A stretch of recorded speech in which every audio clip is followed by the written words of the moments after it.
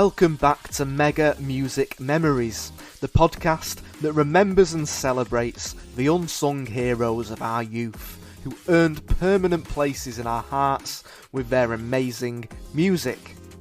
My name is Matt Gibson. Join me as I interview pop stars from the 90s and noughties who, in my view, don't always get the plaudits they deserve for the magnificent music they made and the magical memories they left us with. So, if you're a nostalgia nerd like me, subscribe and stay tuned as we continue our journey looking back at an amazing era of pop music.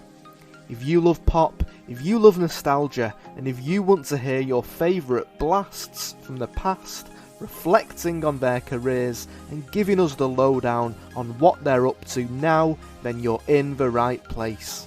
So buckle up, guys, because we've got some serious reminiscing to do.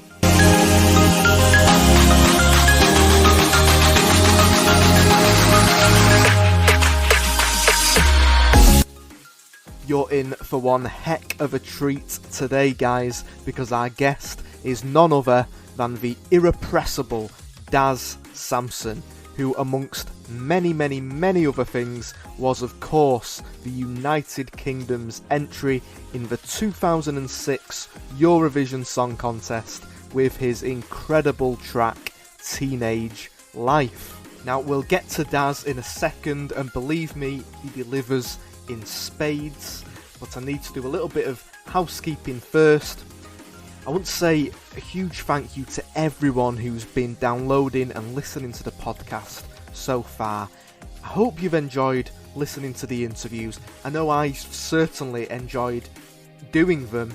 It's such a privilege to get to speak to these artists who, honestly, to me, they are A-listers. They played such a huge part in delivering such entertaining, enjoyable music from our childhoods.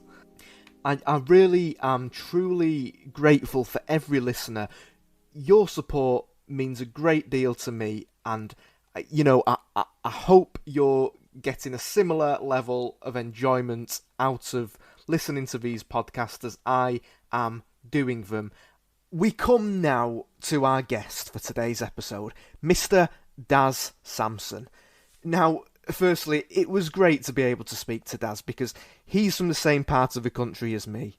He's from Stockport, which is a town just south of Manchester, which is where I come from too. He's a big Stockport County football fan, and I come from a big family of Stockport County fans as well, so it was lovely to be able to chat to him because of that, but for so many other reasons as well. Now, I've heard Daz being interviewed on a couple of other podcasts, and I knew just by listening to those that he was going to give a great interview if I could get him on the pod, and guess what? I wasn't wrong. He is a very authentic individual. There's no pretension with him whatsoever. He's totally real and genuine. He says things exactly as he sees them, and he doesn't sugarcoat a single thing. Now, with that in mind, there is a little bit of swearing in this interview. Now, Daz did ask me before the interview what our policy on language is, and he would have given us a PG version of his interview if I'd asked for that. But I like all my guests to be comfortable, to be relaxed, to be themselves, so I gave Daz free rein to say, whatever he wanted, however he wanted to say it. So if you are offended by the occasional swear word, then I'm warning you now and saying perhaps this interview isn't for you, but I do think that would be a real shame because he tells us so much in this interview, and he even gives us a little exclusive that nobody else has heard before as well. Daz has had an unbelievably varied career with some very surprising and unexpected twists and turns in it.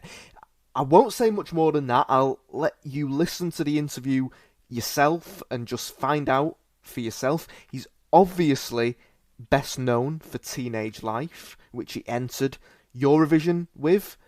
for the UK in 2006 after winning Making Your Mind Up for televised public votes through which the BBC selected its act that year. But he was also heavily involved with Bus Stop in the late 90s, Uniting Nations in the early noughties, and a whole host of projects, including collaborations with huge names like Glen Campbell, Carl Douglas and Randy Bachman. Daz talks us through all of the above and much more, as well as what he's up to now, including his unfinished business with Eurovision and his efforts to represent Belarus in the competition in 2019 and 2020. And as I say, he even tells us about something that happened in the immediate aftermath of his bid to represent Belarus in 2019, which he hasn't shared with anyone else before, so do listen out for that towards the end of the interview. And he also tells us a story about his actual performance of teenage life at Eurovision in Athens in 2006, which is really remarkable and something that, if you haven't heard it before, you really do need to hear.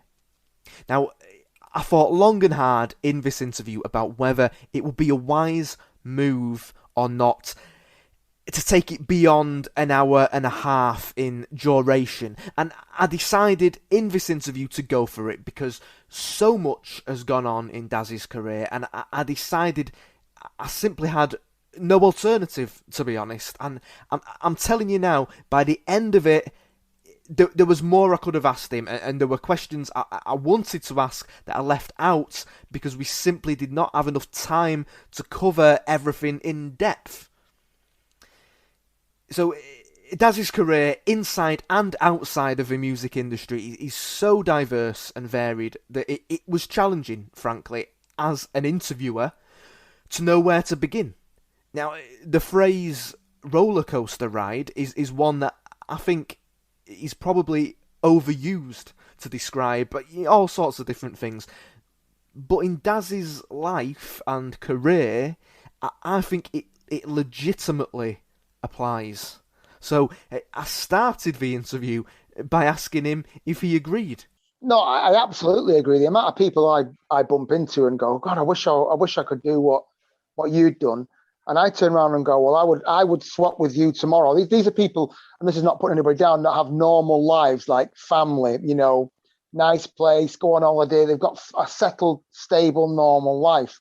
I've been craving that for years. Unfortunately, you see, people watch television and they watch things from the past, like Eurovision, and think, oh, he must be doing this. But it's a very, very, very lonely place. Let me tell you that right now, which is why, not me, because I'm obviously very headstrong, which is why you hear a lot of people from boy bands and all that and from the music industry, or people who've been on television for a short while and then they've slipped. They lose it mentally.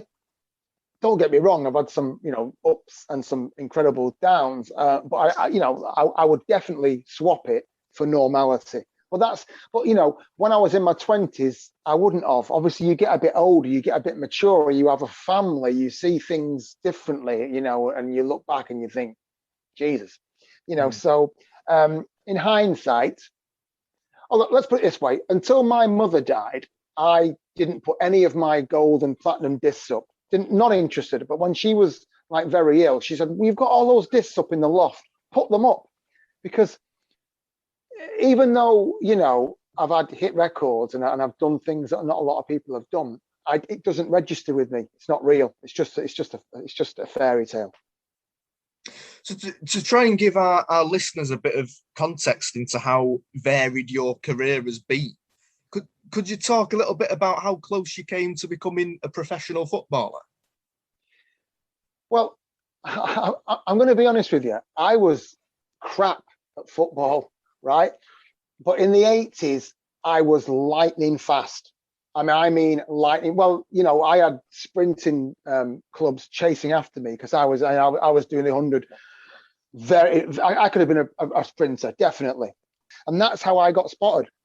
Because let me tell you, when I went down to City and I was at their the youth academy, the junior blues in the 80s, you know, technically I was one of the worst, but I looked the best.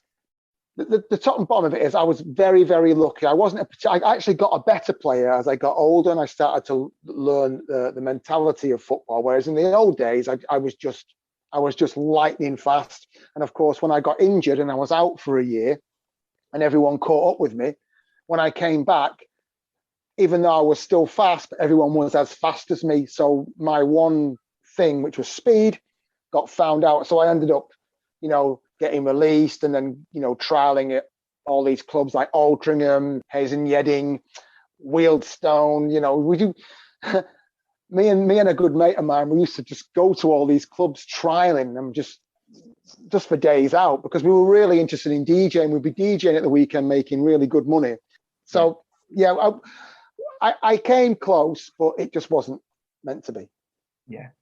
So you got into DJing with your mate, and can you talk us through how you got from those early days in the early 90s DJing to where you ended up in the late 90s with Bus Stop, which is where I would imagine you first came to the attention of the majority of our listeners? Well, basically, when I was 12, I had, you know, the twin turntables. I don't mean the Technics thing. I mean, you know, the old mobile disco stuff. Yeah. I managed to get hold of some mobile disco stuff, and I was just playing my mum's records when I was 12. And I remember, so I was into it sort of 12, 13. I was into it, you know, because when I was a kid, we used to go to the holiday camps and I would just stand and watch the DJ and you know, I thought, oh, I could do that. And even the same with the rapping. I'm not a rapper. I'll tell you that I'll come to it in a second. But so basically, I'd always been into DJing. I got into that. And then obviously when I became about 15 and 16, you start to, you know, the Hacienda and place like that is your mecca. And you think, I want to get in there. And you start getting serious about your DJing and it sort of grew from there. And then you also understand when I was growing up, it was the assumption that everyone had to play an instrument. And even though I can play the guitar moderately well, I mean, I'm not Noel Gallagher, but I can play the guitar. I didn't learn that till later in life. So it wasn't until the sort of mid to late 80s when the Atari 1040 started to come out and suddenly kids were making acid house tracks in their bedroom that I realized, wow. And it took a few years after that. I joined a band called Control, who had a hit with Dance With Me, I'm Your Ecstasy. And I was like, you know, 16-year-old little school kid, you know, doing MCing with them and stuff. And it's amazing that when you get in with a band like that had a record deal and that were successful, they've been on Top of the Pops and that, it's amazing how you meet different people. And when you've got a personality like I have, it was only a matter of time before I would find my way, which is what happened basically. So you eventually make it with Bus Stop. You're making hit singles. You broke into the top 10 with Kung Fu Fighting. You're collaborating with huge names like Carl Douglas, Randy Bachman. You're on Top of the Pops. What are your memories of that time? Matt, I'll tell you, I wish I could turn back the clock and do it all again because I never enjoyed it. And here's the thing, and here's the reason why. So you listen to all these footballers and they go, I got to the FA Cup final and I never enjoyed it. It's exactly the same. Let's put it this way, right? You know, I'm just a working class geezer from Stockport. I mean, you know what I mean? Stockport. I went to Avondale School where nothing happens to anyone, you know. And, you know, my first official release sells 1 million copies.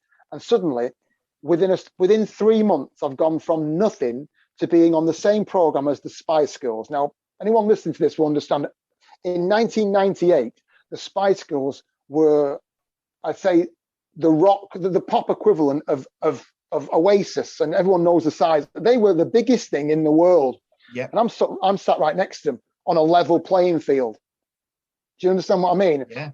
And in those days, Top of the Pops was filmed at Elstree, which is where EastEnders is made. And I mean, that first Top of the Pops, I remember Lionel Richie coming. Lionel Richie knew Carl Douglas. I remember Lionel Richie coming into coming into the dressing room, and the place was, I mean, you couldn't see, there was that much Jamaican smoke going on.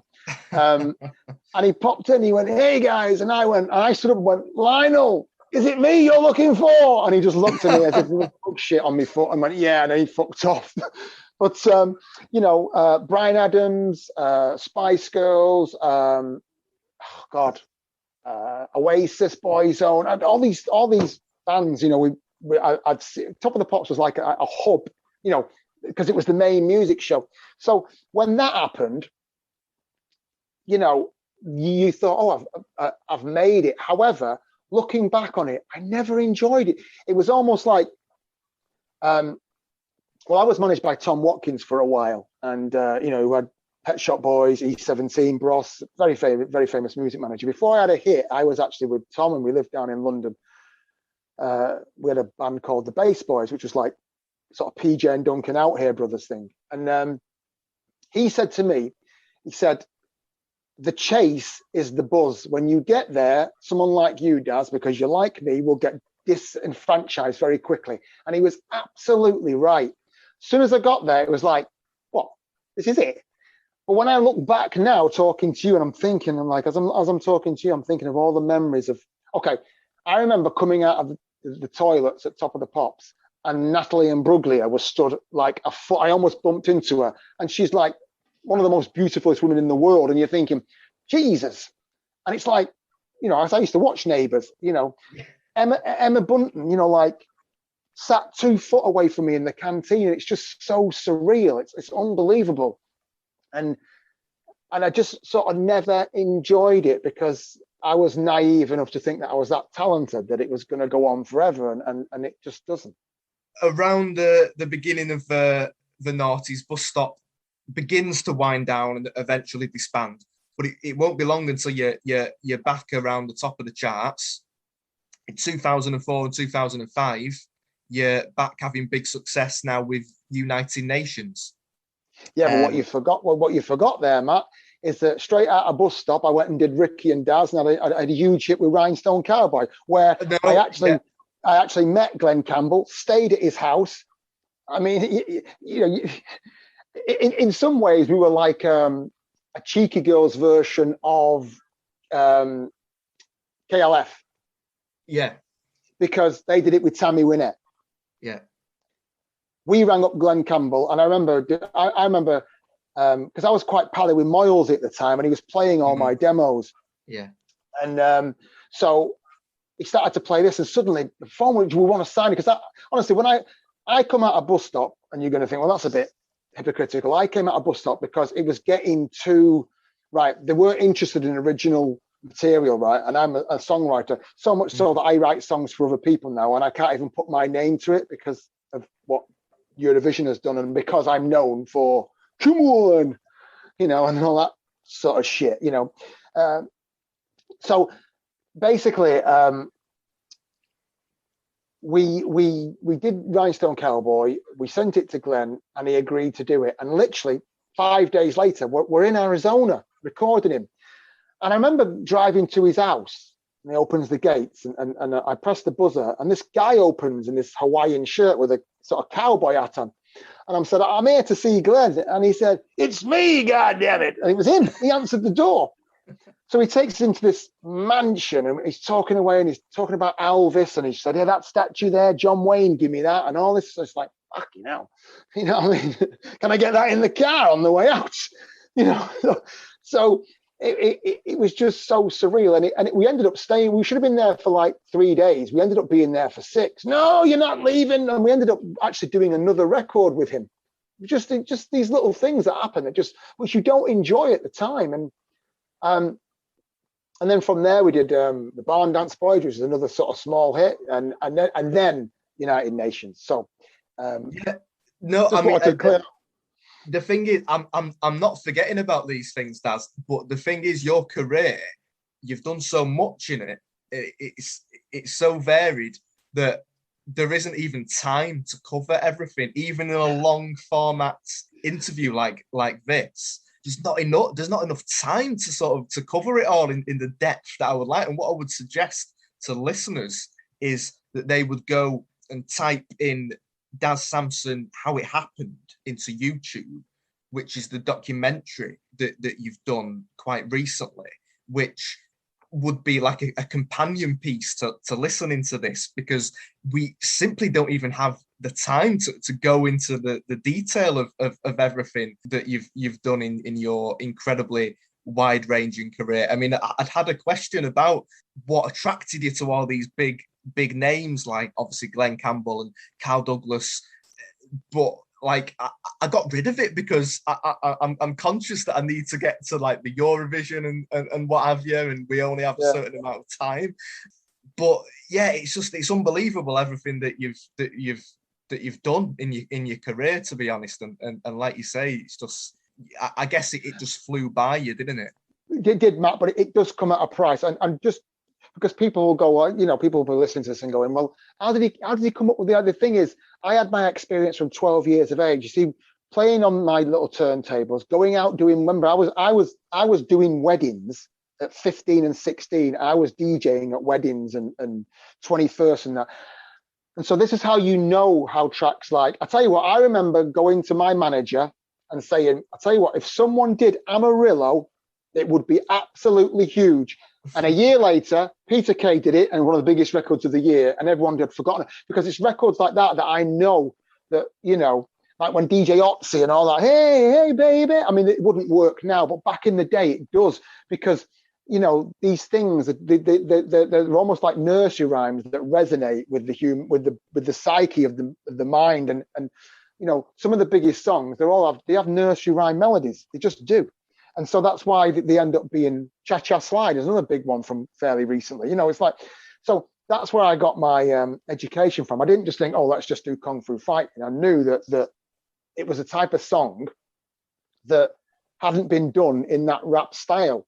I mean, the people who opened the doors for all this was PM Dawn in 91 when they did Set Adrift on Memory Bliss. That opened the doors for this. And then Entrance came on it with Staying Alive and Do You Think I'm Sexy? And we were the next ones that came along, you know, on the same label as Entrance. So, you know, it didn't just, obviously, of course, it was luck, but there's a lot of like experience in it. And the cost you pay is your soul. Trust me, you know, people might go, yeah, you've earned so much money. Yeah, you got a Porsche. Yeah, you had a swimming pool. Yeah, but it still took me soul. How did it take you so? Because even though you know, I mean, we've never met before, but even you know now that well, you're from the same town as me, and you know by talking to me that even though I've done what I've done and you know, been some of the most beautifulest women in the world, I'm still just a normal guy from Edgeley who goes and watches County when he can. You know, it's and I tell you what, you know, I remember having a conversation with Noel about this, Noel Gallagher. You know, he's exactly the same. Now he's in a different stratosphere to me. But you know, when you take him off the camera, because all that's just for camera. When you take him off the camera and you sit in a green room talking about City and football and Burnage and Stockport, it's just like me and you. Seriously. But because people don't know that, they build him as this. And so you have to play a certain role, you know. And that's what you mean by soul, because it's like, okay, so for 25 years, I've not got up and been a milkman or been a train driver or been a truck driver. Not that there's anything wrong with that, but I haven't done that. So my thought process on what is normal is different to someone who does that. And that's what I mean by soul. It's just, you can come across as, okay, so if you watch anything, by the way, anybody who watches the first documentary that I did, okay, I need to tell you right now, I'm acting. That is not me. Okay, I'm acting. I was directed by the BBC at the time. I was told, you're going to be on Big Brother. You're going to be fucking massive. Just do this, this, this, and this. Now, obviously, I was in my 30s then, so I thought that the time had passed me by. So naturally, I'm going to do what the director says and be a prick. You know, I look back at that documentary now and think, fuck me. Because people see that and think, Jesus, is he really that delusional? No, I was acting like David Brent. That I was told to. Be like David Brent, but be the real David Brent, and you will make £1 million. I put it to you, anyone, including yourself. If someone said that to you, would you go along with it? So you're referring there to Daz Sampson, Man of the People, wasn't it? I think it was called a documentary that was filmed for BBC Three in the run up to the Eurovision entry. It's horrendous. You know, but but at the end of the day, right? I did do it. I can't say, oh, well, I didn't do that. Well, I did do it, but but people don't understand. In fact, I was on another podcast who was slating me about it. So I rang them up and said, you know what, why don't you, I'm not going to start, threatening, but why don't you ask me properly how it works? Like, no one seems to mention, for example, last year, when I went for Belarus, my teenage daughter was threatened. I've had death threats for going into Eurovision. Can you believe that? Can you believe that shit? So when I say it takes your soul, people don't understand. It's not, driving around in a flash car is not the be all and end all. Trust me on that, because you pay a very, very high price for it. Yeah. Like when I was married, I'm divorced now. I remember being at Bellevue Dog Track. Okay. Just me and my ex-wife. And I just went it for a quick Jimmy whiz, come back, and there's 3 girls round her having a go at her, pushing her about just because she's with a D-list celebrity. Can you imagine what it must be like for someone like Beckham? Yeah. It's just horrendous. We're just normal people who do a job. We just do a job. My job, I was fortunate that I got a job where I had a bit of a talent, tiny bit of a talent and a bit of a personality, and it got me into places, and it got me to fulfill my dream of going to Eurovision. But anyway, so we were asking about United Nations. Yeah, I mean, United Nations, you break into the top 10 of the charts with Out of Touch. You've got top 20 singles, You and Me, I Knock a Reader. There's a bit of a difference this time, I think, because the rapping's gone. You're not in the videos. You're not in front of the camera on the top of the Pops performances. So I'm just, and I think a lot of people will remember United Nations quite well. Certainly most listeners of this podcast will. But I think casual music fans who know who Daz Sampson is, who will certainly remember Teenage Life, probably remember Bus Stop, they'll remember United Nations. But I bet a load of them probably don't know to this day about your involvement. So I'm wondering, was it a conscious decision to kind of stay behind the scenes for that project? And if so, what motivated it? Well, Matt, there you go. Okay, so a lot of people slate, he'll do anything. He'll go to the opening of envelope, and you've just hit the nail right on the head. I wasn't seen. Isn't that interesting? So how can that be? Because if I was, some egomaniac, it'd be Daz Sampson featuring, I would have been, no. Because at that time, like you say, I'm a people person, right? And by the way, when people go, man of the people, that wasn't me who said it. It was the Sun newspaper. But everyone thinks the Sun newspaper said that. The people's champion of Eurovision. It's like, go and have a look in the archives. I didn't write it. Yeah. But because I've used it in a tongue-in-cheek way, people think, God, the ego of that man. No, I didn't fucking write it. Yeah. Anyway, so one thing that I am extremely tapped into is the people of this great country. Now, I know Boris and them lot are doing their utmost to fuck this great land up, but let's not get political. But we have got, and I've been all over the world and I've lived all over the world, we have got the best people. For me, we are just an incredible island, if you like. And I understand, okay, we're the only country in the world where a non-celebrity can win Celebrity Big Brother. That's the way we work. That's why when I was on, Making Your Mind Up, and I'd seen all the other songs, and I knew that my song, even though it might not have been the best, although it was, I knew it was winning. Because how can you not vote for kids? You can't. And that's where the BBC tried to get me, because they wanted the 26, 27-year-old dance troupe that Anthony Costa had to dress up as schoolgirls. And my agent at the time, who ironically was the same agent as Ant and Dec, said, if you do that, I don't think you'll win. If you roll kids out in front of the nation, this is the guy who's worked in television for 30 years. If you roll kids out in front of the nation, and just do your little thing and just keep it on the kids, you're winning. And he was bang on. He was bang on. And that's why the BBC, you know, they did not want me winning that. I'm telling you right now. They didn't. But yeah, so getting back to what you asked, sorry, Mike, because I go off on one. So basically, I knew that music was changing, and I heard Eric Prydz Call on Me, and I thought, and lo and behold, I recently, you know, not that long before that, I'd met up with Paul again in Glasgow. You know the story. You know the story how we met, right? Yeah. Okay. Paul, this is Paul Keenan, isn't it? Who you collaborated with on United Nations. And I called him up and I said, have you heard this Call on Me? And we started talking, and we were both doing that Grand Theft Auto at the time. And that Out of Touch come on, and I spoke to him. I said, dun, dun, dun, dun. And he went, yeah, you're right. 20 minutes later, he rings me up. I can still remember this now. It was a Sunday afternoon. Sun was shining in the hallway. I was at my house at Kilburn Road in Edgeley, where I grew up.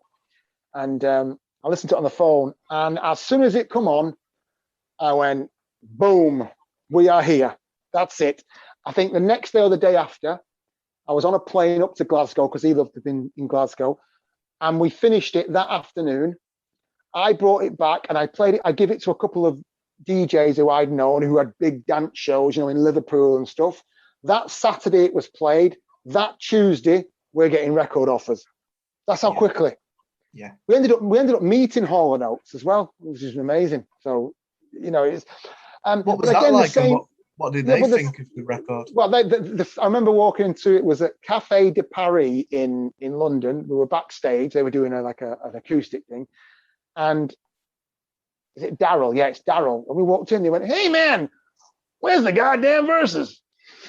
Because we never put verses in it. Yeah. Although we did put verses in it, because here's the thing, right? Let me tell you something, right? If you have a career of just doing covers all the time, you're going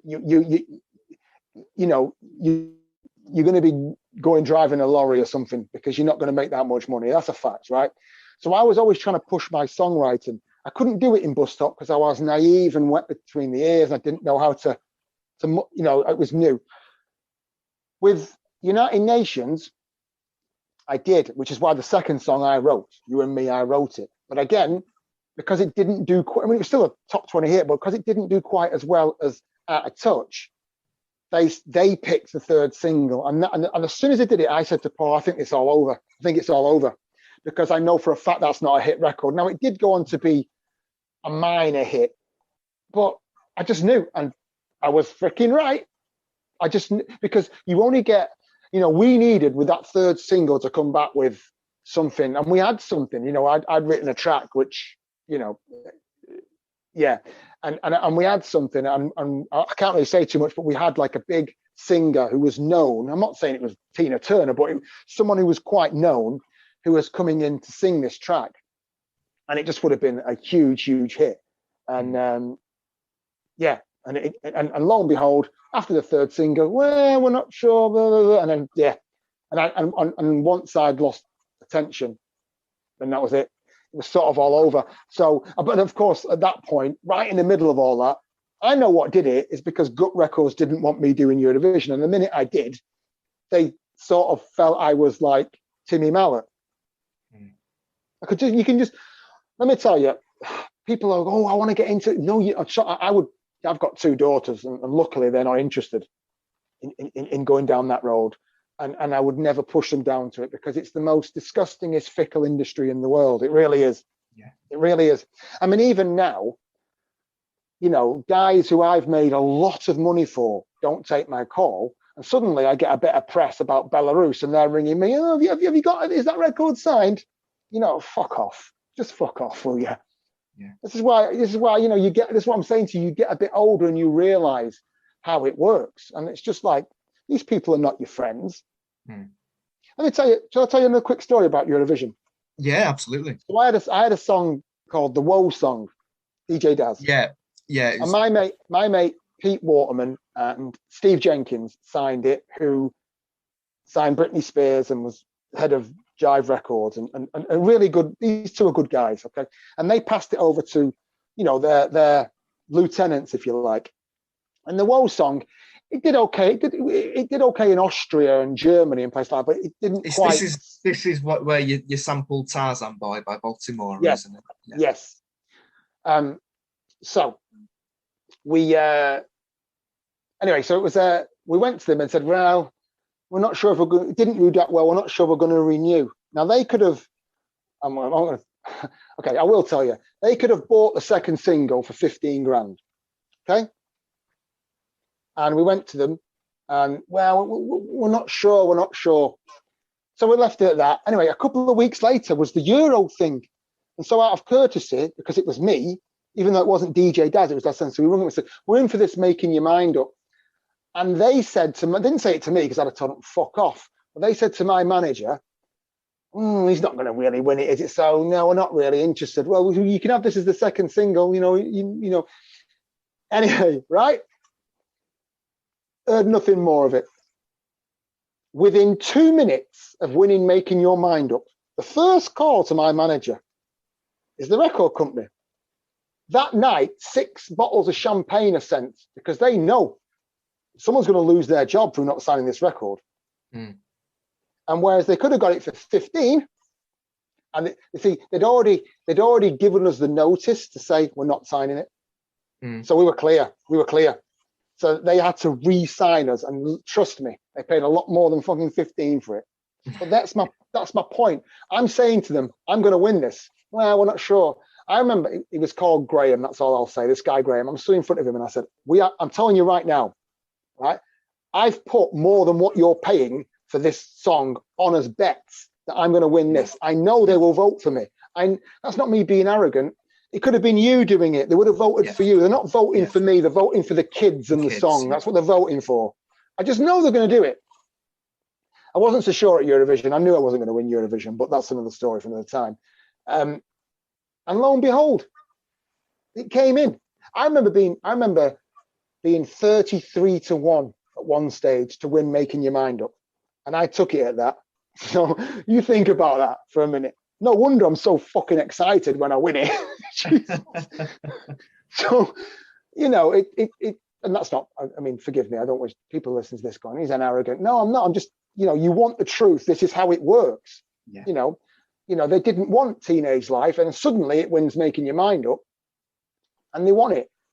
I mean, Blazing Squad had took Teenage Life. We'd recorded Blazing Squad. I wrote it. Well, I didn't write it for them, but I wrote it, and we give it to them, and they recorded it. But they were sort of on the way down then. So it just got put on a shelf for about 2 years. Seriously, as I wrote it in 2003, something like that. Anyway, so yeah, so the fickleness of the industry. This is why so many of these pop idol people, I look at them and I think, you have no idea what you're getting into, particularly that level of manipulation. Oh, it's ridiculous. Yeah, it's an incredibly fickle industry. I've known that just from the few interviews that I've done already so far. It's all about momentum, isn't it? And just when you're hot, and then when you're not, you just dropped, aren't you? And you're forgotten about. It's not a nice industry, is it? But what we're trying to do with this podcast is to celebrate the good times. Do you know what I mean? Because you gave a lot of fantastic memories to people like myself and loads of others. Don't get me wrong. I'm not trying to be negative. I'm just trying to tell you how it actually is. Absolutely, people be thinking he sounds like a right ungrateful bastard. No, I'm not. I'm just saying that it's not all, daffodils and tulips and rainbows. It's not. Absolutely. It's not. Yeah. So another sort of peculiar turn in your career, back just before Eurovision, when you're still with United Nations, you had success domestically in the UK, but you also had a lot of success out in Europe, out in Eastern Europe. You're spending a lot of time there as a result. You're spending a lot of time in Poland, and well, basically, you become the manager of a Polish football club, don't you, Daz? I mean, yeah. Because can you tell us a bit about that? How on earth did that happen? Well, I've been very lucky with the career that I had. When I was a kid, football was my second passion behind DJing. But once I got in my 20s, it became the first. It's like and I've been watching Stockport for a long, long time. And the beauty of being in a band like Bus Stop is being in Slovakia and Latvia and Estonia and Albania, is that you wouldn't just fly in there because the promoter would fly you in and they would make use of you. In other words, so you'd be there for like 3 or 4 or 5 days doing loads of different shows. But all those shows are at night. So when you're sat in a hotel room on a Friday or a Saturday and you can see floodlights, or you go to the concierge and go, nearest football team, there's always a game. So for all these years, I would go and I would watch how all these teams play. And plus back home, I was managing, well, I was still playing, but I was sort of, doing, the local team, Sunday league team, 7-a-side teams. I was still active. Just obviously it needs no commitment, that does it? If I was away, I couldn't play. Being an ex-footballer, if you like, okay, I never made it, but understanding how the game is, it's a very, very, very simple game. I'm telling you right now, and it is all played in the mind. I'm going to say something now. You know the difference, what separates me, you, and Ronaldo? The mind. Because you've got 2 arms, you've got 2 legs, you've got 2 feet, right? It's the mind. As simple as that. And that's where football is played. It's got nothing to do with anything else. And when you understand it, and when you've been all over the world and you've seen all this, long story short, yes, you're right. I used to spend 5 days a week in Poland for 2 years because that's where United Nations was the biggest. So rather than flying back in and out, I would just stay there. And just exactly, again, all my managerial steps have all come by pure chance and the fact that I'm English. Simple as that. So I seen the lights, so I'm bored, so I'd go down and it was like, I guess I'm trying to think, the standard would probably be something like maybe Altrincham. Okay? But you have to understand the budget in Polish football then was, the grass growing out the ground, the stadium, just, you can imagine it like an Eastern Bloc thing. It's just ridiculous. So we're talking non-league standard, basically. No, it was their 3rd division. Yeah, no, but if by English terms, kind of. But yeah. A completely different game. A completely different game, right? So to put it in layman's terms, if any of the Altrincham players came over, they wouldn't look that good in there because the technical side of the Polish game was far superior than ours, particularly at that level, because non-league 20 years ago, was dark arts. And if you know your football, you'll know what I'm talking about. Yeah. So I goes and there's this team training. I'm just watching them in my tracksuit, and I'm there with my sort of tour manager who could speak Polish. And these guys come over, and because I don't look Polish, I think I had a Stockport County tracksuit, and they're asking, what you're doing there, blah blah blah. And so you get talking, and they asked me to join in. So within 15 minutes, I'm taking over the session because basically it was just so. And they'd never seen anything like this before. And I think it's because I was English. And I think they must have thought I was actually a professional footballer or something, because they don't fucking know, do they? They were training Tuesdays and Thursdays, and this was a Tuesday. So I got invited back on the Thursday. So I went back. This time I'd bought boots and stuff. And I turns up and they're all just there waiting for me. I'm thinking, I thought I was just joining in, and this, they're talking and all the things. And my guy, my translator said, right, we want you to take the full session. Nothing prepared. So I just basically did it. Anyway, I think they drew that game on the Saturday, and then they sacked the manager and asked me to take over. And I said, well, there's some basically they trained, they were getting paid. They weren't, but most of them were like working in a garage or just like a semi-pro side, And I think they were 3rd from bottom. And I think when I'd finished with them, we certainly got to the cup final. I think we were 3rd or something like that. Please forgive me, because it was all a bit of a blur back then. I know you're thinking, well, of course you remember. No, trust me, I was living a pop star life back then. So a lot of it is a bit, but we did very, very well. And that's what got me the bug. So from there, that's when I started to go and do my badges properly, thinking, do you know what? I'm going to get back into this. Yeah. But then Eurovision, then Eurovision takes over, and then that's it. I understand that the club eventually got took over, didn't it? And that led to your departure and return to the UK. And that's when you entered Making Your Mind Up, which at the time was the televised contest that chose the UK's entry for Eurovision in 2006. Now, you obviously enter and win that contest with Teenage Life. That year was quite high profile, wasn't it? It took place on prime time, Saturday night TV.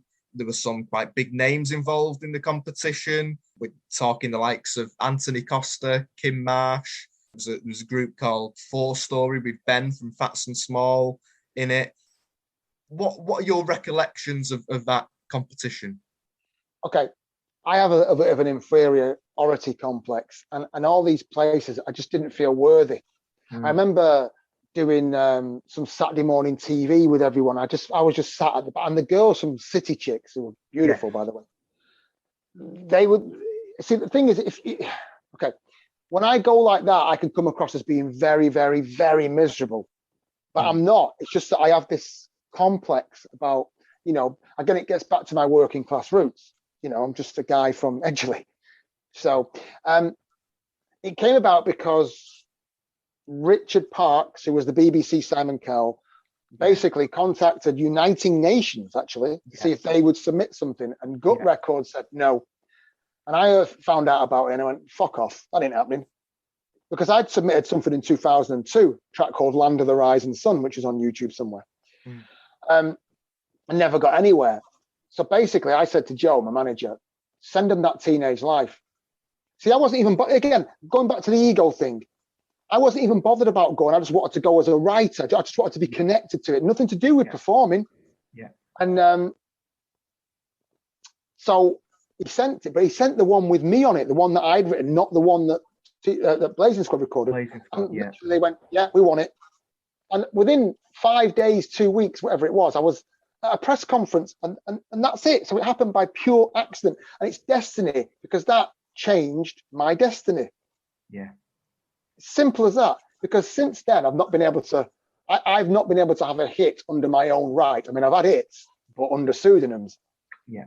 Because that, let me tell you, my friend, is a poison chalice. And I do it again tomorrow.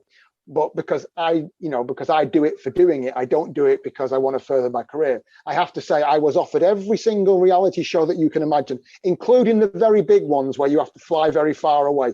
I'm not going to say anything else, or where you're locked in a certain building. All right. Yeah. I was offered both of them, and I turned them down because that is not what I wanted to do Eurovision for. I wanted to do Eurovision because to compete. The music. Well, I'm going to compete at Eurovision. Yeah. I knew we were never going to win it, but I thought we might have gone a little bit closer than what we did, but I knew we were never going to win it. Never going to win it. Why did you know that you weren't going to win? Because I may know the British public, all right, but the British public are amazing. But the public is the public, and the way people relate. Plus, it's a bit like only Manchester United fans like Manchester United. Yeah. You support Scunthorpe, you look at United and think, we've got all that money. It's like whatever. It's the same thing. The way, it's not political. I am not going to sit on this show and go, it's political voting, because it ain't. All right. But we are not liked within that community. Now, if Robbie Williams went, right, if he didn't have a good song, he still would do like the rest of us. That's a fact. That is a fact. All right. But what's happened now is because of the way the world is, and no one can be upset. Certainly in the last 10 years, all we've sent is classic BBC yes men. Can you imagine someone like me today, with my opinions at Eurovision? The BBC will be having fucking heart attacks because don't care who I offend.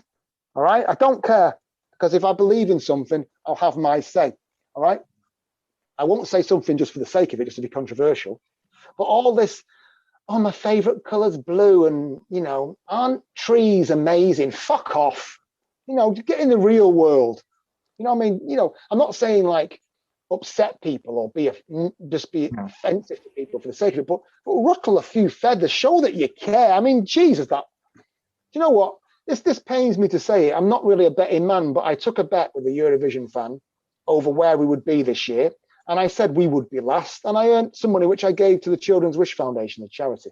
So, because it's so fucking obvious. And do you know why, Matt? Because we don't want to win it. I'm going to tell you that right now, because I know I'm still friends with some of the sort of lesser people that are involved. And we don't want to win it. We want to be seen to be competing, but we do not want the expense of having that. It's always kind of been a kind of unspoken thing, that, hasn't it? And I mean, it's in popular culture. I mean, there's I don't know are you familiar with the episode of Father Ted, the sitcom, where they literally pick a rubbish song because they don't want to win the contest, because they keep winning it because it's too expensive to stage. And so you're basically saying that's the case, and they want the illusion of us competing, but they don't want to pick a smash hit that's gonna go all the way and win it because it's too expensive for. Why do you think nobody? Why do you think nobody will touch it? Would Anthony Costa have touched that when Blue were at their height? No, he wouldn't. I know he went back with Blue when they were well and truly done. It's nobody. No. I would do it tomorrow, which is why I lose money going to Belarus. I don't make money, which shows you that it's all about the competition for me. It's not about, I don't. Anyway, so the fact of the matter is, I'm going to make a statement. I think, right, that we will no longer, within 6 years, if it doesn't change and someone goes in there and radically changes how they select it, we will be out of the competition. Yes, because the British public are already getting fed up with it. You stop anyone in the street and go Eurovision, and they'll go, no one votes for us. Well, have you seen what we sent last year? Who the fuck is going to vote for it? It didn't even get into the top 40 of the charts with all that exposure, because it is fucking shit. Forgive my French. Sorry. So how would we come out of the competition? What are you saying? We would withdraw? Like everything else, it's all about numbers, right? And I know for a fact the figures are going down and down and down. What do you expect? Figures. Yes, and that will be the catalyst or the excuse to pull it. What they'll do is they'll go, we've tried everything. Well, no, you haven't, because it's the same people every year picking the same songs by the same type of artist. And then you scratch your head thinking, why are they not voting for us? Now, if the song would have gone number one in the charts, I'd have gone, right, there's something fundamentally wrong here. But the song hasn't. And the year before that, it hasn't. It's very interesting, right? People slate me. When you think about, I did better than Flo Rida, and Flo Rida is a massive artist. Flo Rida didn't get as many votes as what I did. And they have, I didn't have jury votes to back me up. It was all televoting in my day. So I just think that, we did a lot of work back in those days to take it back to the common man. And I think in the last 10 years, it's just been snatched back to BBC corporate. It's so straight. Let's talk about sending a drag act, which I thought, great, that's a great idea. But it will be so watered down and filtered that you might as well not bother. Because they won't be able to express themselves and be risque. They won't. It's just too safe. So fundamental flaw in it, and it needs a whole, we're teaming up with BMG. Well, no, you're not. That's just a front to let people think that you're doing something you're not. You're not. Because, that 2 weeks before the deadline, that song wasn't even picked. Because they can't be asked. They cannot be. But I mean, no disrespect to the guy, but let's send someone that is, looks, or I'm not being like, imagist, if you like, but come on, is that the best we've got? Well, even I was speaking to Nikki French, obviously the past Eurovision entrant, a few weeks ago as well, and she was saying that the staging of it was poor.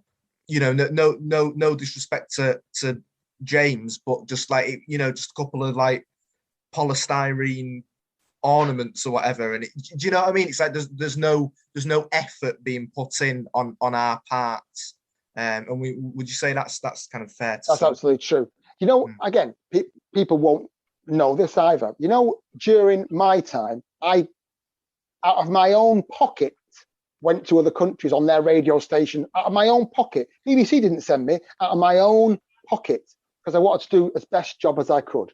Yeah. Simple, we could sit and talk here for hours. Everyone's got an opinion. The fact of the matter is, I do not mind losing. I don't, even in football, I don't mind losing, mate.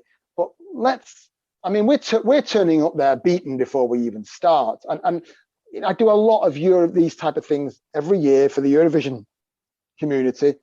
And I feel like a scratch record because no one else says it in the way that I say it. Being brutally honest.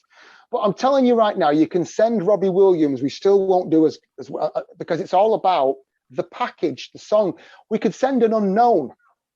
We could send, someone you've never heard of. But if the song's brilliant, yeah.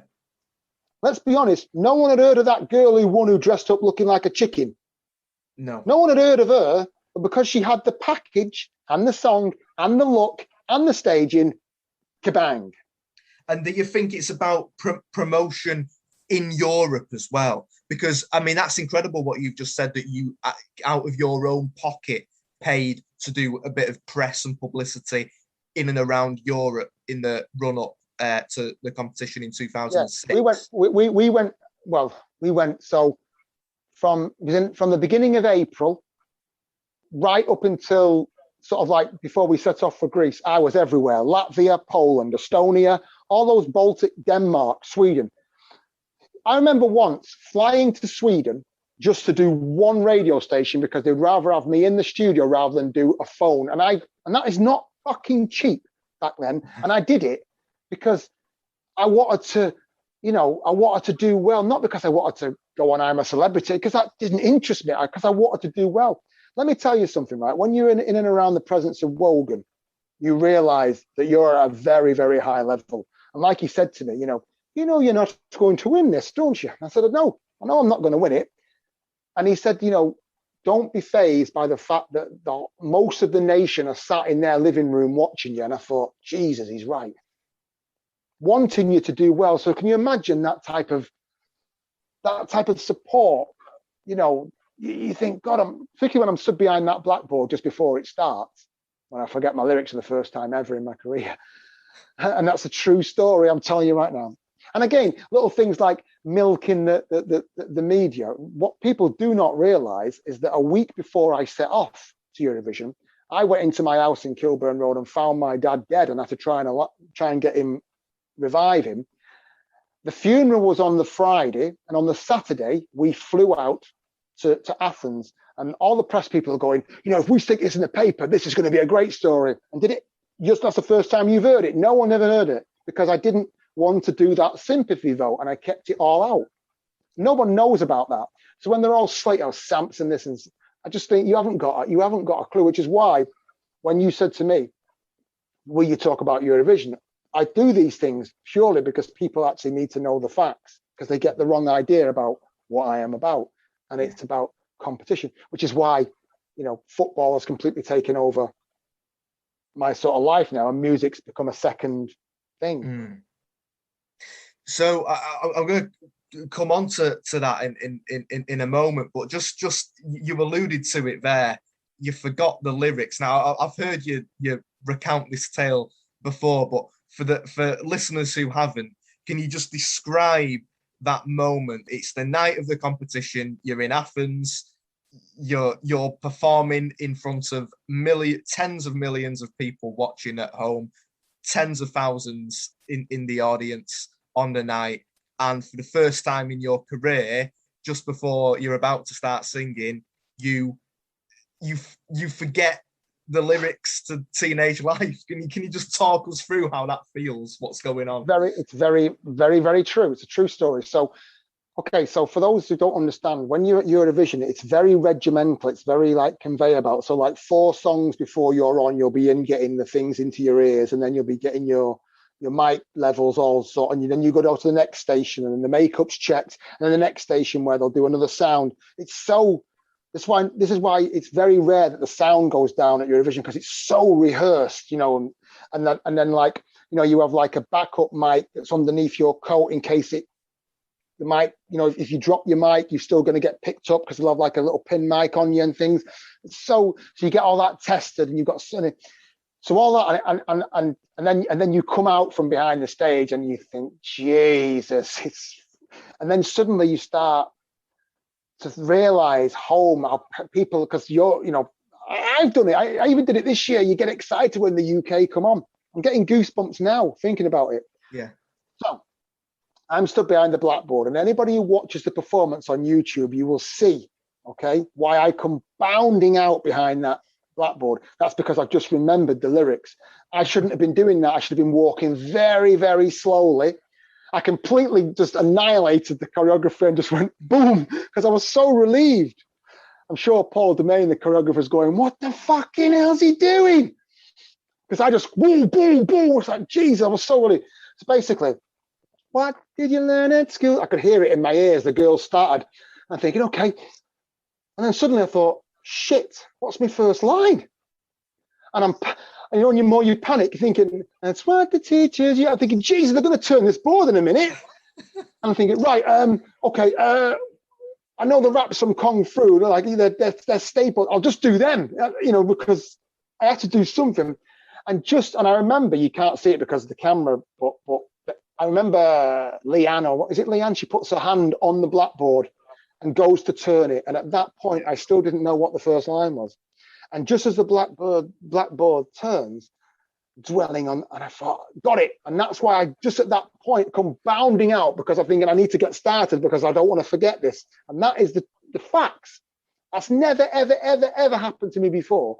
I did that night. So that sort of like dancing dad thing that I did when I come out is basically sheer relief of remembering. And if you notice, right, that halfway through the song, I slow it right down. That's because the relief has eased off. It's all very euphoric, bang, bang, bang. And then I just go, like, well, my bad old ways were during my school days. The second verse is very like, because I've settled, I know I've got it now. And that's, I guess I still get pain for that. What is he doing? Don't just worry. relief. It made for a great performance, I think. And, who cares about the choreography? Nobody knows what the choreography was supposed to be anyway, did they? So just the fact that you come bounding out with such enthusiasm. And what an incredible story as well. I mean, you had your contingency plan there, didn't you, of singing the lyrics to Kung Fu Fighting that you can remember. I mean, I'm obsessed with what that might have sounded like. I would have made it work, because basically it's a 16-bar rap. Okay, yeah. So I would have made it work, and what probably would have happened is, as I started to rap, the lyrics probably would have started to come back, and I just would have shoehorned it in. It's very easy to do, but to come out and just start going, yeah, hey, it's the whoa, Jesus, no, that wouldn't have worked. So I needed to have done something. But luckily, the good Lord was on my side, and some people might go unluckily, but there you go. The lyrics were there, and we did it, and it's something that you can never take it away from me. I did it. And I said a lot. I said to my friend Louise, who I recently did a documentary with, back in 1993, I remember being in Stockport one night on a night out and said, I'm going to do that Eurovision, one day. And you know what? I did it, didn't I? Yeah, absolutely. I mean, you've talked about how Eurovision changed your life and how it's prevented you from publicly taking the credit for various songwriting credits that you're involved with, because of the stigma, I guess, of being attached to Eurovision. It's also affected your career prospects with the football as well, because that side of things puts people off. But it was a lifelong dream, like you say. So are there any regrets about doing Eurovision, or would you not change a thing about doing it? The only thing I would change is the result, and the only thing I would change is maybe coming off the moral high ground and accepting that it was an opportunity to further my career, Because there's no doubt about it. I mean, like my agent, who was the agent for Ant and Dec, he told me, you're going to be massive because you're everything that the public want. 50% of them hate you and 50% love you, that is what you need. And I remember he got me on this cooking program once, this London, like like these London channels down in London. Yeah. A celebrity learns how to cook, and within 2 minutes, I'm presenting it because the presenter was that crap. I remember that show, The Mint, that was on late at night on. Oh yeah. Oh. Well, I went on that one night. Matt said the next day he got a call, said, "Would Daz be interested in presenting it?" I went on as a guest because I just connect with people. I've never done anything like before, but I regret not. See, I thought after Eurovision, right, let's go back just to going in the studio, writing and making records, because I was like in my 30s then, so I wasn't really interested in jumping around like Peter Andre. What didn't interest me. And the reason why now people might go, but didn't you do that Kinky Boots? Like, yes, exactly. And there is exactly what I'm talking about. That is a classic bus stop, Barbie girl, novelty 90s influence track, because that is what I'm known for. And even when this year, when me and Katia did the Give You Love track for Belarus, that's a 90s influence track. And I went into the studio with the guys, said, right, let's try and do something different. Let's do something that's a bit more, I'll not say cool, but a little bit more now. And they turned around and said, when people hear Daz Sampson, right, they want to hear, come on, yeah, they don't want to hear anything else. That's what you're known for. Now here it is, want to make you move. That they want that. They want that. They don't want anything that's cool. And you know what? They're absolutely right. Absolutely right. And I get slated. Here's the thing. So Norway Norway had loads of like 80s and 70s tracks, influence tracks in their national final. Not one iota of criticism. Daz Sampson, it's so dated, because people just jump on me because of the persona, not because of anything else. I guarantee that if that was Joel Corey doing that with Katia, there's no way it would have got any stick. No way. Yeah. But so in answer to your question, the regret that I have is not taking advantage of the offers that came in, because I thought we'd just go back to normal, and how wrong I is. Because once you do Eurovision and you do not do well, you're done. You are done. But that goes back to showing again how you were not this, TV's Daz Sampson character that you were pushed into playing back in 2006 and sort of manipulated for that original documentary, because that guy would have been all over the reality TV shows, that fictional character. You didn't want to do that. You wanted to, you were about the music and proving yourself.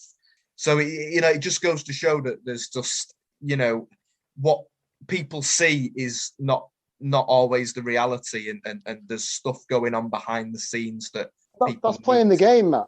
Look, that's playing the game. It's like Danny Dyer, right? He is not his character in EastEnders. The character that you see on EastEnders and all right, treacle, that's really not him. But he plays that persona because that is what people expect. Yeah. I didn't have any persona, so we created one.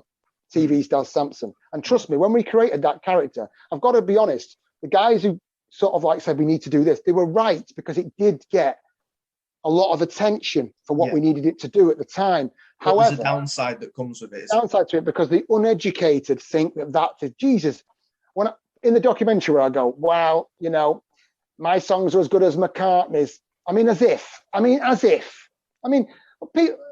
if. Do you know what I mean? But people still don't understand that I'm acting, because they're going, you know what, Daz? It's like a real life David Brent. Keep hammering that shit home. Honestly, you're going to make £1 million. I put it to you that anyone would not do it, because they would. Yeah, they would. I don't care what you say. Particularly when you thought maybe you'd missed the boat, and you're thinking, well, you're in your 30 odd now, so it's a bit like a footballer. There comes a time when he gets to 33, 34, where he gets found out because the 22-year-olds. But it happens. So And if someone's look at Ronaldo, I mean, Ronaldo's he's a specimen, though he's a different class, but he's 36 and he'll still be playing in 2 years. But that's not because of what he is and how he looks after himself. But any footballer now, if you could wave a magic wand and they're 33 and go, look, I can give you an extra 3 years of this, and you can be competing at this level, they'll snap your hand off. Yeah. So that's what I did. Now, do I regret it? Do I regret doing the documentary? No. Do I regret the way I was in it? Yes. Yeah. But unfortunately, I can't go ringing everyone up who criticizes me, because it's their right to criticize. But when it gets personal, like when there's threats and stuff, particularly to my family, which I've only ever had during the Belarus campaign, which is bizarre. So let's talk about that. In 2019, you get word basically that Belarus are looking for international artists to represent them in the Eurovision Song Contest, and you put together Kinky Boots, but it's all very rushed, isn't it? Well, I wrote Kinky Boots 2 years before, and right. Again, I get a call off an agent. Hey, you're into Eurovision. You know Belarus want acts. Do you want me to put a word in? Yeah, do it. I've got just the song. Because remember, the Chicken Woman won the year before. Yeah. So I thought, right, 90s novelty. I'm a Barbie girl. Pink hair, perfect. Yeah. Ends it, no problem. Right, you're off to Belarus. Really? Okay, no problem. Yeah, only problem is you're going in 4 days. 4 days. She hasn't even heard the song. She lives in Scotland. I live in Manchester, you know. Yeah. So basically, we decide, again, this is where I take full responsibility. So again, people don't realize this. Anyone who watches the performance in Belarus, right, I know it's manure, right? I know it's dog shit. I put my hands up and say it's awful, right? Because I was there, okay? And that is my naivety, Matt. I was there. So it was my naivety, because I thought, because I've done Eurovision before and it's Belarus, I could just walk into it and do any old thing. And unfortunately, at Eurovision, you get found out. But I'm going to tell you a story. I'm going to give you an exclusive, because nobody has been told this. I'm going to tell you this because I like you. So here we go. So we have no chance of rehearsal. So she flies in from Scotland. I fly in from Manchester. Now, Paul from United Nations is her partner. And he says to me, Daz, we've had to change the key of the song because she cannot sing it in the original key. So I go, okay, no problem. We gets to Belarus, we gets off the plane, we goes, checks into the hotel, and then we're off to the TV station. Here's me thinking that we'd get a run through. We walks into the TV station, we have this little fella walking around, there's a translator, there's the mic. Okay, so where's rehearsal? Off you go, we're on. So we had no rehearsal, didn't know what we were doing. Now, luckily for me and Staith, we have performed together before, so I sort of know what she does. However, I've never heard her sing the song before. So, all I'm going to do at this point is let people, all I'm going to do at this point is let people go and listen to it themselves. Now, I'm rapping, so I'm fine. So basically, when the song starts and I hear the first few notes, I'm thinking, right, okay, a bit nervous, but it sort of was a bit all over the place, and it was just shambles basically. And we came off stage. I mean, I knew after I've been doing this a long time. I knew after 3 seconds, oh shit. Yeah. But what people don't know, again, this dates back to my loyalty, is that after we'd come off and after we'd got back to the hotel, I got a call saying that they'd really like to put me in the song through, and would I be prepared to do it with a Belarusian singer? At which point I thought, no. See, I set up Sporting Riff Raff Records, and in Sporting Riff Raff, even though I own it, everyone's equal. Everyone's on the exact same royalty share. Doesn't matter if you make the tea or whatever. That's how it works, okay? Yeah. It's like a cooperative. So my loyalty card kicked in, and I went, no, and went home. But driving to the airport, I heard Katia on the radio, and I thought, and I tracked her down, and that's how that happened. So nobody knows. So when they're having to go at egomaniac Daz Sampson, well, I'm mad because I could have gone on that show, but I didn't. Yeah. And I'm sure if you check with TVR, they'll confirm that. Confirm it, yeah. Nobody knows that. I'm sharing that with you because sometimes it gets the stick I got from Give You Love. This it was bizarre. I don't know if it's because everyone's been locked up with COVID, but the abuse and stick I got on the last Belarusian. Just to catch up the listeners, this is the entry that you then put in the subsequent year for Yes. the contest that was supposed to be 2020, but happened. And lo and behold, and again, no, we got down to the last three in that. Nobody knows that. We were having conversations. We got down to the last three, and in the end, and I was informed of this. I can't really say too much, but in the end, the word to send someone came from up above, so higher than the television. Right. I think Should we say? I understand. Yeah. Boris Johnson of Belarus. Yeah. Shall we say? Yeah. That's what chose that, and now they're not even in it. So. Yeah, so this is it, isn't it? Because so Belarus were never even in the contest because my understanding at least is that they submitted a song which was rejected by Eurovision because it broke the rules of being overtly political. They then submitted a different song which also got disqualified for the same reasons, still being overtly political, and so they got banned from the competition. Basically, is that right? And that's absolutely correct. If they'd have gone with You, Give You Love, which is a great song, by the way, I've been listening to it a lot in the last couple of days, just in advance of this interview. I think they would have fared a lot better. So again, we would not have won. Of course not. No way would we have won. But I do believe we would have represented Belarus admirably, and I would have got my dream of going back to the greatest competition in the world. Whether or not I came 17th, it doesn't matter. See, people think, well, you ain't going to win. Well, it's not about winning. Sometimes it's about being part of something. And at the end of the day, imagine what I can turn around next time someone slates me and go, well, you know what? Matt, do you have any idea how hard it is to get to that competition? I mean, you've probably got more chance of winning the lottery than you have of getting there. It's that hard. And I've done it. And I've come like a hair's breadth from going again. So, listen, I will definitely go back to Eurovision in some capacity, whether it's a writer or a producer, but I will go back. There's no two ways about that. I will definitely go back. Probably not for the BBC, but I'll go back. Yeah. So, I mean, are you looking at Belarus again? What's their status with the competition now? Are you able to tell us? Will they be able to re-enter if they do the right kind of song, or are they like sort of persona non grata now? Well, you know how it works in these type of countries. Even though I have contacts there, I've already wrote 2 songs for Katy. I should have been in Belarus last week recording them. I'm going to go in October and record them and have them ready. If the door opens, it opens. If it doesn't, we don't lose any sleep. We go again. We just keep going. This for a long time. I would have been so dejected and fed up about things like that, and it sent me down for a long time. I've got what we call a fixer now. So there's a guy who says, hey, such and such you're looking for a song. Before I even send it to him, I mark it with a different name now, because I know what's coming if I put my name on it, and it just deflates me. So I thought, you know what? I still need to pay for my kids. I still got to pay your bills. So would you rather have 100% of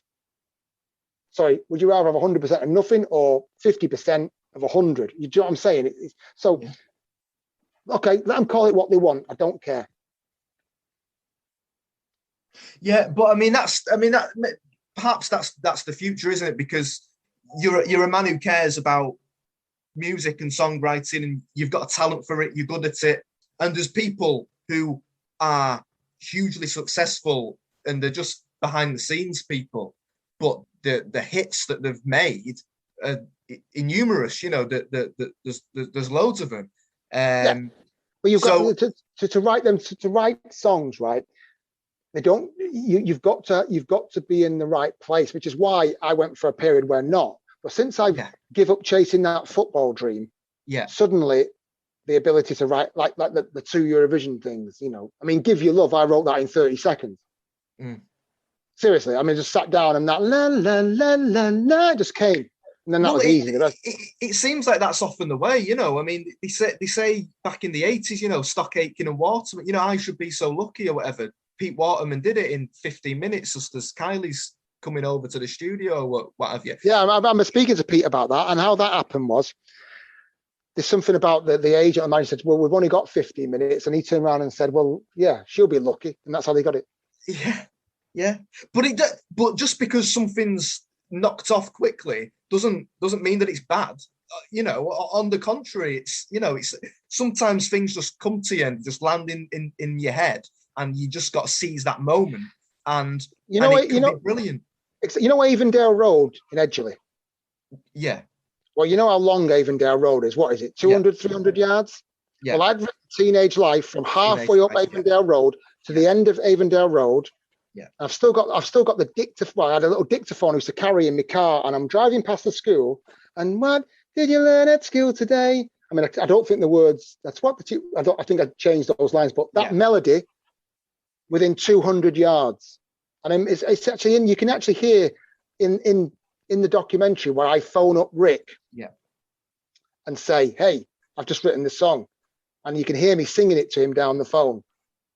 You know, in that documentary, and that is how quickly I did. Now the raps and stuff, I did them in an hour the next day or whatever, really easy. Because remember, I was writing it for Blazing Squad, and I thought, right, yeah, I could just see them in the school as they were doing it, and so it's, you know, Out of Touch, even though it's not my song, was done in literally minutes. I mean, minutes. You know, Control, Dance With Me, I'm Your Ecstasy, the guys were telling me they did that in an hour. Yeah. You know, so it is what it is. But we get a bit older, and if I don't have another hit record, will I lose sleep? No. I used to think that, but I won't lose sleep now, because when you get a bit older and your kids start to get a bit older, and you start to take for granted things like taking them to the park, and you can't do that anymore because they're really more interested in being on Snapchat and stuff like that, you realize, and I'd say this to any father or any mother who have got young kids and they've got a busy lifestyle, and they go, oh, I'll do it tomorrow, or not now. Stop saying that. Stop saying that, because that's what hit me the most, because you cannot go back and replace it, no matter how hard you try. I think that's a really positive kind of thing to leave it on. You know, that message about, you know, just living in today and embracing the moments that you have with your family and your friends, and not taking them for granted. Just focusing on today and enjoying life while we've got it. I think that's a really positive message to pass on, I think. And exactly, no one knows what's around the corner. If I'd have said to you in February 2020, people will be wearing masks, everyone will be scared of everyone, the economy will be down the pan, no one will know if they're coming or going, there'd be a food shortage, kids would be panicking, we'd be 18 months in the water, you'd have laughed at me, and look what happened. And on that note, Matt, we're done here. It's been amazing, Daz. Thanks so much for doing this and speaking so openly and honestly and candidly. Really appreciate it, and best of luck with the future. I hope you go on to do more. I'm sure you will. I'm sure you'll have more hits as well, whether it's under your name or not. I'm absolutely convinced that you will continue to have hits. Thank you. Hope you can finish up that unfinished business with Eurovision as well, whether it's with Belarus or indeed any country. I'm assuming you're up for entering with pretty much any country that's interested.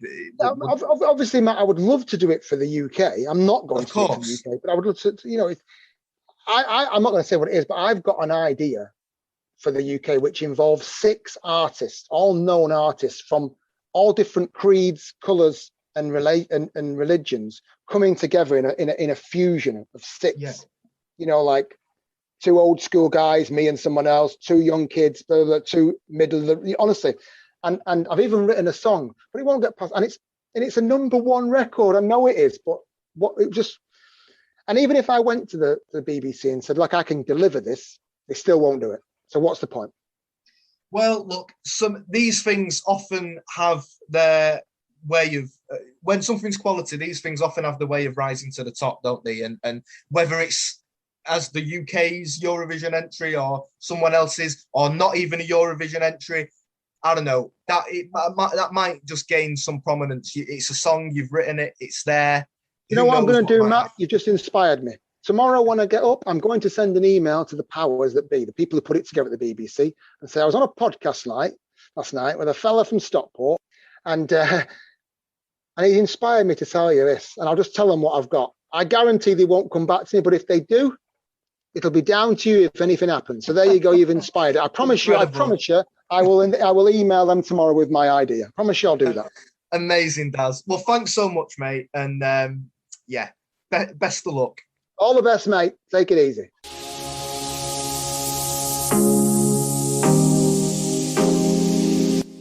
So there you go. That was my interview with Daz Sampson. And like I said, as you've just heard, he's authentic, he says things as he sees them, and he does not hold back. And I, for one, admire that about him very much. The television and media persona that Daz adopted around the time of Eurovision in 2006 is nothing like what he's actually like in real life.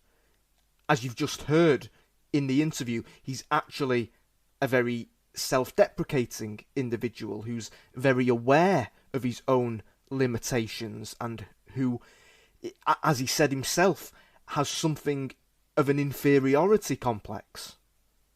And it's a complex that, quite frankly, he shouldn't have about himself, because he is a talented individual who has achieved a lot, continues to have success, and I'm sure will continue to go on having more in the future. And I say it in the interview, but I encourage everyone again to go to YouTube and type in the words Daz Sampson, How It Happened, where you'll be able to watch the documentary about him that was filmed in 2019, because that paints a different picture, shows another side to Daz, and addresses a few more points that we weren't able to touch upon in the interview due to time constraints. So I just want to say a final thank you to Daz for agreeing to do the interview, for being very generous with his time and being extremely open and candid with the answers that he gave us. He's a very honest, decent, good man, and I wish him the best of luck for the future. And in a year's time, if he's up for it, and if he can fit us in, I'd love to have him back on the pod. And thank you very much, once again, to all of you guys for listening. I'm lining up more great interviews to bring to you. One in particular who I'm very excited about. I don't want to mention this singer's name yet, just because I haven't recorded the interview at the time of recording, and I don't want to jinx anything in the very unlikely event that it doesn't happen. But I'm in the late stages of talks with a singer whose star shone incredibly brightly in the late 90s and early noughties, who had numerous top 10 hits in the UK, and of whom I'm a very big fan. So hit that subscribe button and stay tuned for that and much more. Please rate us on Apple Podcasts. It really does help, and I would appreciate it enormously. Don't be shy, say hello to us via email at megamusicmemories@gmail.com. You can find us on Instagram at megamusicmemories and Twitter on megamemories.